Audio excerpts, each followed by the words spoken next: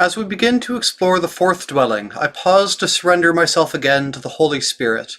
I pray that from this point onward the Spirit take over and speak for me, so that you can most clearly hear what needs to be said about the remaining chambers in this castle of the soul. Now is when we enter the realm of the supernatural. 14 years ago, when I wrote the Book of My Life, Majesty explained these ineffable matters for me, and I'm counting on Majesty to do it again here. Although I think I am a little more enlightened now about these mercies the Beloved grants to some souls, knowing how to describe them is a different thing. If there is any benefit in efforts to express the inexpressible, may Majesty help me to do so now. If not, so be it. Since these dwellings are getting nearer to where the One lives, they are more beautiful. There are things to see and understand here so sublime that unless someone had a direct experience with them, words would be useless to convey them, and the mind incapable of grasping them. Someone with a great deal of spiritual background will understand the subtleties perfectly. Although generally a person must have lingered long in the previous dwellings before entering this one, there are no rules about that. The Beloved gives what the Beloved wishes, as the Beloved wishes, and to whom the Beloved wishes. Since these blessings come from the Beloved, of course, injustice is not possible. Poisonous creatures rarely enter these dwellings. When they do, they are usually harmless and may even do the soul some good. In this stage of prayer, it is helpful to have some of them around launching a few battles in the soul. If there were no temptations, the spirit of evil could more easily slip in and deceive the soul about the spiritual delights she is being given by God. If she were not struggling with temptation, the soul would not be gaining merit. She would collapse into a state of habitual absorption, deprived of the opportunity to grow. I don't consider it safe to stay in such a state. I don't even think it's possible for the Spirit of the Lord to remain perpetually fixed in the soul during this life of exile. What, then, is the difference between spiritual sweetness and consolations in prayer? It seems to me that we can be consoled through our own meditations and through our supplications to the Beloved. Although God does have a hand in them, as of course in everything, consolations spring from our own nature. What I mean is that solace arises from the virtuous acts we perform. It feels like we've earned it through our own efforts. It is correct for us to feel consoled when we act righteously. But ponder this, and you will see that we can derive the same kind of satisfaction from various worldly experiences. For instance, if we were to suddenly inherit an unanticipated fortune, if we met someone and fell madly in love when we weren't even looking for love, if we were to succeed in some significant business venture and everyone praised our skill, if we had been told that our husband or brother or daughter was dead and then they came back to us alive. I have seen people weep for pure joy. I have even done so myself. I believe that the joyful feelings that come to us from God are similar to natural consolations, except that their source is nobler. This is not to suggest that worldly delights are in any way a bad thing. What I'm trying to say is that earthly satisfactions spring from our own nature and end in God. Spiritual sweetness begins in God and makes its way into our human nature, where we delight in it far more than we enjoy the worldly kind of gratification. Oh Jesus, how I long to be able to explain this. I clearly perceive an important distinction between these two states, and yet I do not have the skills to communicate it. May the Beloved do it for me. I just remembered the verse we say at the end of the last psalm at Prime. Enlarge my heart. For those who know from experience the difference between these things, no further explanation is necessary. For those who don't, more words are required. Natural consolations do not expand the heart. Sometimes they even constrain it a little. The soul may feel profoundly happy when she thinks she is doing something for God, but sometimes she sheds bitter tears springing from the passions. I don't know that much about these passions of the soul. If I did, maybe I would be more successful in explaining which issue from the sensual part of our nature and which come from a higher place. I have been through this, but I am powerless to explain it. If only I could! Knowledge and learning can be such a great help in everything. When I would experience this state of sweetness and spiritual blessing in prayer, if I began to weep over the passion of Christ, I could not stop until my head was burning. If I wept over my imperfections, the same thing happened, copious tears and splitting headaches. The Beloved was doing me a big favor in this. Sometimes tears flow from moments like these and intense longings rise up. They are reinforced by human nature and by our individual personalities. They always come to rest in God. As long as there is humility and the soul understands that she is no more special than anyone else for having such experiences, these feelings are a great blessing. It is not possible to know whether or not they spring from pure love, but if they do, they belong to God alone. It is mostly the souls in the first 3 dwellings who apprehend feelings of devotion.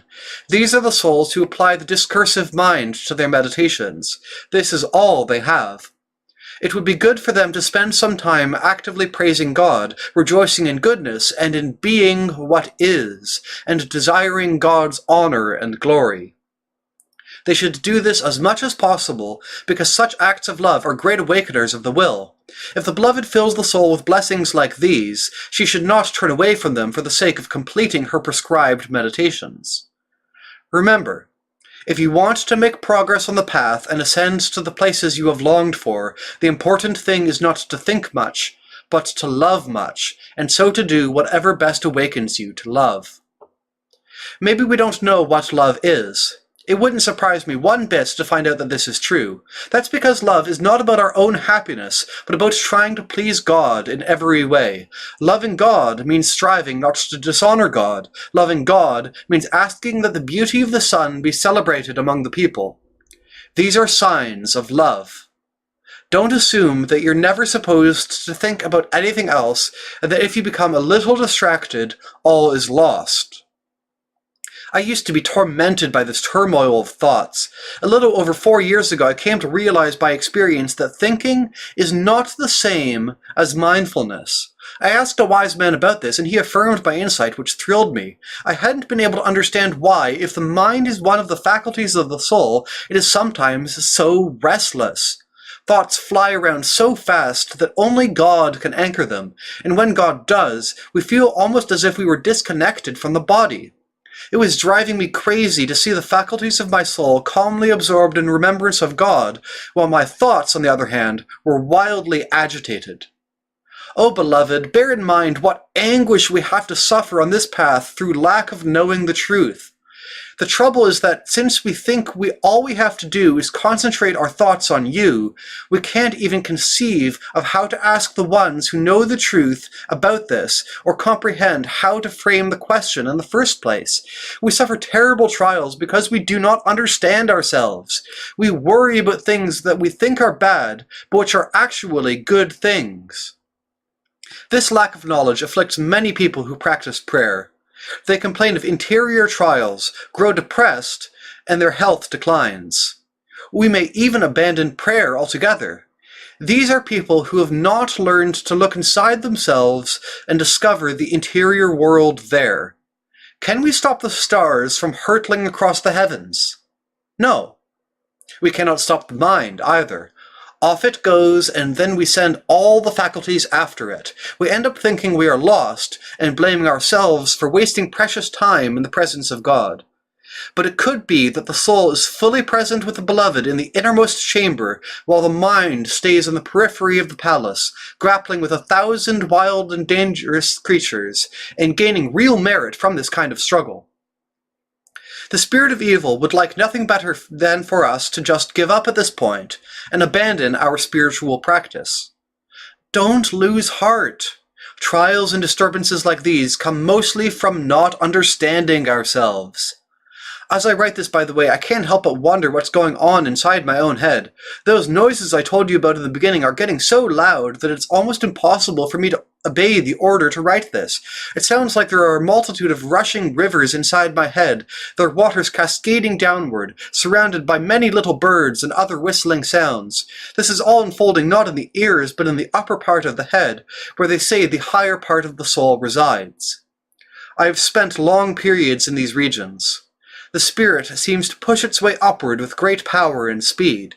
Please God that I remember to mention the reason for this, when we get to the later dwellings, because this is not quite the right place to go into it. I would not be surprised to find out that the Beloved has given me this trouble in my head just so that I can understand all this better. The truth is, all this turmoil does not hinder my prayer or interfere with what I am trying to say. Instead, my soul is whole within its quietude, its love, its longing, and its clarity of consciousness. But if the higher part of the soul is in the upper part of the head, why isn't the soul disturbed by all that commotion? I don't know about that, but I do know that what I've been saying is true. When prayer is not accompanied by the suspension of the faculties, it hurts. When the faculties are suspended, we do not feel pain until they are engaged again. It would be a travesty to let this problem convince us to give up on prayer. It isn't good enough to let our thoughts disturb us or worry us at all. If they come from the spirit of evil, they'll pass. But if this misery is part of our legacy from Adam's weakness and from our own imperfections, let us suffer it patiently for the love of God. After all, we put up with eating and sleeping and cannot avoid them, even though we might sometimes wish to. Let us acknowledge our misery. Let us yearn for that place where no one can scorn us. I'm thinking of the words the bride sang in the Song of Songs, and I see that they apply perfectly here. It seems to me that none of the contempt or tribulations we endure in this life can compare to those inner battles. If we find peace where we live, there is no conflict that can disquiet us. But if the cause of our strife is within ourselves, then no matter how much we desire relief from the 1,000 trials of this world, and no matter how much the Beloved desires this tranquility for us, the results will be almost unbearably painful. And so, Beloved, please raise us to the place where the miseries that taunt the soul relent. God will free the soul from suffering on delivering her into the final dwelling, even in this very lifetime. If it be God's will, we shall explore this. These miseries do not torment everyone as badly as they afflicted me for so many years. I thought I had been a bad person, and it seems to me in retrospect that I was trying to get back at myself. Because the experience was so painful for me, I feel like I should share it in case it is like that for you too. I will try describing it in a number of ways so that you will see that this kind of thing is unavoidable and should not overly disturb you. Just let that old mill go on clacking around and continue grinding your own flour. Don't let the will or the understanding stop working. Depending on our health and on the effects of time, this trouble will be more intense or less so. Even if it is not the poor soul's fault, she will suffer anyway. We will commit other errors altogether, so we might as well practice patience. Although we are continually advised in our reading and counseling not to pay too much attention to our thoughts, we do not seem to quite get it. So I don't think it's a waste of time for me to get into it more deeply and try to offer you some comfort. Of course, until the Beloved chooses to enlighten you, these words won't help much. Still, I think that Majesty wishes we do whatever it takes to understand ourselves. We need to quit blaming the soul for problems caused by a weak imagination, human nature, and the spirit of evil.